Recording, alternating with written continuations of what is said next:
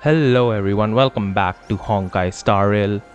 Planarcadia is out and I think it is better. It is better in all aspects when compared to Amphoreus. I wasn't a huge fan of Amphoreus and the region didn't really sit well with me, even though I'm a huge Greek fan and all. I love Greek mythology, Roman mythology, Percy Jackson and all. It is really fun to read those stuff. And obviously my favorite character in this game is Aglaya. As you can see, she is so gorgeous, but I don't think Amphoreus really clicked with me, and that it's perfectly fine. Some planets click, some planets don't. For me, playing Arcadia, if we ignore all the brain rot stuff that's been going on in the main story, in side quest, in the world, of playing Arcadia, where you have these mechs roaming about, where you have these pixels, spaceships, and all, it just feels it's very brain rotish, what current generation, the young generation go through, but it is such a good and nice breath of fresh air because this city, this entire planet, it feels lively. It feels really lively and much more than Amphoreus, because at least this planet is connected to reality and we have people coming, going. We had this main event in this patch, this Cosmicon rollout, which is basically a TCG gameplay event. And the good thing about this was that we finally met old Bellabok characters. Now, I was pretty sure that, Honkai Star Rail forgot about them. But if you see I can't show you the ladder, but we fought every Bellabok character excluding Chapard, and we also met with them and we have a photo of them and all. It was very nice, even though the quest wasn't voiced, but it was a nice callback, and it finally made this entire galaxy feel connected, because with Amphoreus you did not feel connected at all. You were like, you're stuck in Amphoreus and you have no idea where to go. There's no outside communication. Even the Astral Express communication that you see in the map in the game, it's all just you're not a part of it, and it just felt very weird. So playing Arcadia is so much better in that regards. Now I have Yao Guang here. I'm going to talk about the story while we roam around the city.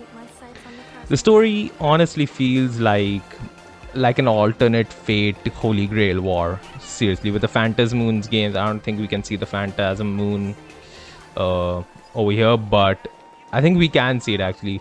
We could just go a little bit ahead, but the entire story felt like a Fate Holy Grail War. Again, if you've seen, I don't know, Apocrypha, Stay Night, Unlimited Blade Works, Heaven's Feel, any Fate, Grand Order story, whatever, it's kind of like that. It's a Holy Grail War. And look at that, the moon is the entire city actually really feels really good to explore in, even though it's still very short. Small compared to the likes of Wuthering Waves and Genshin, but still it is so much better, and the music actually rocks. So the story on a whole was very nice. I was engrossed in it. The length felt very, very good. The animations, the expressions, the camera angles, everything was just perfect. The amount of cutscenes were still very short. Compared to Genshin, where you have 2-minute long cutscenes, this game just pulls a 30-second teaser and then drops out of it, which is kind of strange, but it is the Star Rail unique stuff. Overall, this planet dives into Himiko's history, and let me just pop out Himiko, because we love her so much. And if you don't love Himiko, what are you doing, man? Or what are you doing with your game? We love her. We love the mother of the Astral Express. We love her so much. So yeah, this planet delves into Himiko's past, and you actually see really interesting stuff. You hear interesting stuff, especially with her father, with how Himiko technically is dead, but her father is also dead, so we don't really know who the actual who is actually dead and who isn't. Overall, she took part in the previous Phantasm Moon games where we had a killer. So once again, Fate Zero, Fate Stay Night, we had a killer who disrupted the entire games and all, and it's an interesting aspect. I really wish that we actually have a proper villain this time. compared to, like, Ligus, who I mean, many people like Ligus, but I wasn't really fond of his overly long monologues and, about the cave allegory and the something, and then we had the Cyrene stuff with the romantic story, and it wasn't really my cup of tea, honestly. So this entire region, this entire planet honestly feels so much better. I also like the gaming vibe of it, when where we have pixels, where we have emojis over here just chilling. Some of the side quests in this game are actually really good, like they match the cyberpunk level of darkness into it, while the overall region is very cheerful and glee and colorful and all, but when you dive into the side quest and all, it is really dark. Like, I remember one where these beings that you see over here, they're created from imagination, they're created from drawing. So there was this one being who was created to fall in love with a person, and that person who created that being fell out of love with her, but her entire purpose was to just love her creator. So it was kind of an interesting plot line. It was a really good what should I say, side quest. So I feel like the writing department over here has become really well. The story has just nailed it, and I'm excited for the next part. Like, I'm finally excited for Honkai Star Rail story next part, which I haven't felt since Penacony, honestly, because while Penacony was nice, but the story was still overly long with its weird riddles. Amphoreus was Amphoreus, so like, yeah, I mean, yeah. So Planarcadia is actually really fun. Story-wise, world-wise, exploration-wise. Like, see, it's pretty nice. It's actually really nice. And that's not it. This is not the only part. You have an entire school which is very reminiscent of those Japanese high schools that you see in anime. So I think that this not Japan area, because for obvious reasons, is actually very true to life, and it really imbibes the proper anime feel that you get whenever you're watching any high school anime. Take it, I don't know. I haven't really seen a lot, but I think Komi doesn't communicate, or my doll something, Sonobisk something. I have no idea what it's called. Yeah, the Marin anime, the Marin Kitagawa anime. But overall, I think they really put a lot of detail into this, and this entire world, this entire planet that they've created, I just have high hopes from it. Even the prologue, I mean, Act 1 villain Sparksicle, who currently has a banner ongoing right now, this little cutie pie, this live streamer. Yeah, her as a villain was also really good. I mean, I actually like that we went back to Sparksicle, and then we also went back to our old characters. Like, Yao Guang knows about the Xianzhou comrades. Like, she is a Xianzhou general herself, so she knows about Fu Xuan, she knows about Jing Yuan, Fei Shuao, Qingcha. So it's nice that she's calling back to them and all. We also have Pearl in this, who is from the IPC, and she's just she's Pearl, man. She's Pearl. if you read enough of the lore and all on Star and on all the characters, basically you would know who Pearl is. So enough said about Pearl. And then we have this, really fun detective who is honestly one of the most laziest detectives I think ever in this game, Ashwell. But I really like his character design. I really like his character also. It's actually really nice, and it's really fun. Like, the entire vibe of it all, it is absolutely spectacular. Now, coming to the main part, which is the elation gimmick. Now, I'm gonna be honest with you, I'm not a huge fan of the elation gimmick. Like, it is okay, but like, I can show some parts of it. Like, I'll just do 3 battles for funsies. Screw it. But yeah, the elation gimmick really wasn't my cup of tea. Like, I found Remembrance better, to be honest. I found Remembrance better. Because while Elation and all deals a lot of damage and has this really funky animation and all, I just, don't vibe with it. Because the enemies are next to immune. Which is kind of strange because, even in Amphoreus, there weren't like enemies where, you have to do damage from Remembrance characters or all. And obviously, Memo Sprites just provided an additional source of damage. But then Elation is like, this. Whatever this is. So you have these rainbow colors, you have this laughing animation and all, and it just, it kind of feels weird. Not gonna lie, it really feels exceptionally weird. Like, take Yao Guang's, look at this. And initially it looks fun, initially it's kind of nice, but then once you see that for the 30th, 40th, I don't know, 50th time, you just get bored. You just get bored of it, and the numbers don't really make much sense to you. You don't really care about the numbers. It's just rainbow digit damage numbers, that is it. Like, let's say if Castress exploded her dragon and then you saw a purple color damage number instead of, I mean, not a purple color, you saw a rainbow colored damage number instead of, purple. That is it. That is basically what elation is.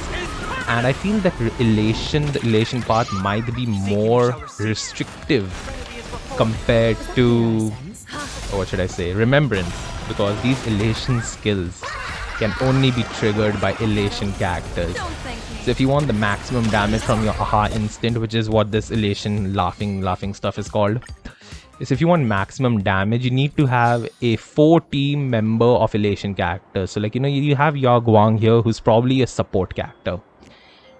We remember remembrance path. Hyacinth, a healer who should follow the abundance, but she's remembrance because of little Ika. Then you have our trailblazer remembrance, who is a sub DPS because of Mem. You have Castress, a main DPS who is also a remembrance character. And then we have Evernight, another sub DPS who is remembrance just because she has a summon. Even though they can perfectly fit in other parts. Aglaya who is a perfect hunt character, but she's just remembrance for whatever sakes. So talking about elation as well, elation might be very restrictive, and I'm 100% sure that by anniversary, whenever the anniversary unit comes out, Silver Wolf or I don't know, whoever it is, Evanesia, we're gonna see at 4 elation members, where 1 elation is either a shielder or a healer. Then you'll have 1 Yao Guang, who is a support buffer unit. We have 1 DPS in the form of Sparkskull right now, who is, she could easily fit in destruction as well. Like, she can easily be destruction, but she is elation to sell these light cones. That is the only reason why she's elation, and she's the only one. Elation characters are the only one who can trigger extra damage on aha skills. So unless we get a character like Cyrene, who does insane stuff for, I mean, not Cyrene, I mean, we don't have anything for remembrance, like, to make non-remembrance unit work. So overall, I mean, I think elation is going to be that part as well. Elation is going to be as restrictive as remembrance, and I'm just dreading that we're going to get a Cyrene soon. Towards the end of the patch, I'm probably 100% sure that the Himiko altar or something, the elation Himiko, would probably be a Cyrene of sorts, and she'll just buff every elation units to hell and high water, which is kind of sad, because I don't like these restrictive team building. Like, I already have a team which is almost mono remembrance. Like, I don't have Evernight, but if I had her, we could have had remembrance, and remembrance, which is kind of strange, honestly. So like, having this sort, I like teams like this, where we have 1 preservation, 1 harmony, and then you have 2 hunts, or you have 3 DOTs, and then you have 3 nihilities, and then you have 1 preservation, or over here, which you have 2 nihilities, 1 abundance, and then 1 destruction. That kind of team is honestly very fun. Not elation, or remembrance. That's just kind of, I don't know, I just don't vibe with it, but we're gonna see how it plans out. Honestly, if you're playing for the characters, if you're playing for the meta, it's going to be hell. I can guess from it, because power creep in Star Rail is something that is discussed, and I don't think they will be backing down on it.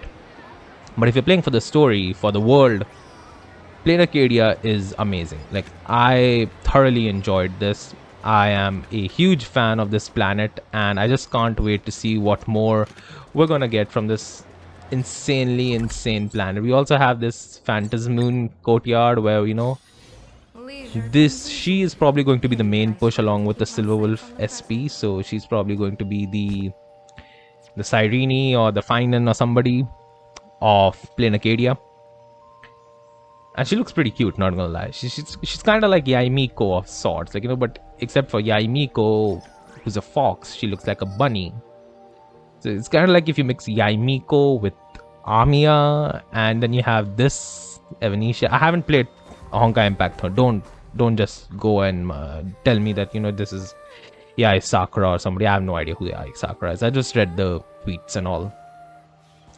But overall, I think I'm gonna highly rate Planarcadia right now because it is really really fun. It is really good to explore. It is really good to enjoy this planet, and especially coming after Amphoreus, which was like a dread, honestly, to get through the story, to get through the side missions because of the monotonous presentation, because of the very very boring storyline. Personally, like if you enjoyed it, that's pretty great. But I did not personally like Amphoreus and all. So this feels a breath of fresh air, and I just hope that this year is going to be excellent because you also have an IPC resort in the second half of the year, which is going to be amazing.